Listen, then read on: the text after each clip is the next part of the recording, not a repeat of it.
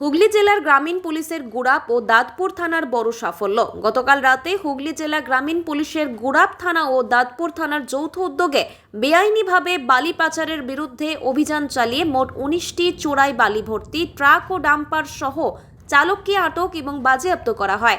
উক্ত গাড়ির চালকের বিরুদ্ধে নির্দিষ্ট ধারায় অভিযোগ দায়ের রুজু করা হয় এবং এদিন তাদেরকে চুঁচুড়া আদালতে হাজির করানো হয়।